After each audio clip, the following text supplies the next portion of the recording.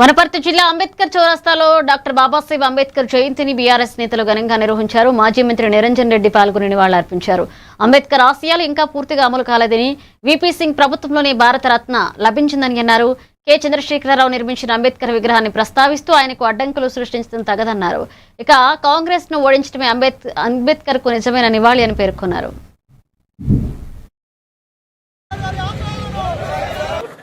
మహనీయుడు, భారత రాజ్యాంగ నిర్మాత, ప్రపంచం కొనియాడదగినటువంటి మహామేధావి అంబేద్కర్ గారి యొక్క జయంతిని పురస్కరించుకొని వారిని మరోసారి మననం చేసుకుంటూ ఘనంగా వారికి జోహార్లు అర్పిస్తూ అంబేద్కర్ గారి యొక్క స్ఫూర్తి ఈ వర్తమాన సమాజానికి మరింత ఆవశ్యకం.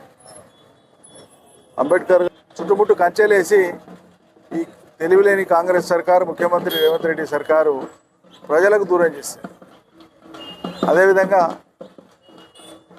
కాంగ్రెస్ పార్టీ ఆది నుంచి కూడా తీసుకుంటే ఏనాడు అంబేద్కర్ గారిని గౌరవించలేదు. ఏనాడు అంబేద్కర్ గారి యొక్క పూర్తి స్థాయి సేవలని స్వతంత్ర భారతదేశంలో సమగ్రంగా వినియోగించుకోలేదు. ఆయనకి ఏనాడైనా ఆటంకాలే కల్పించినారు.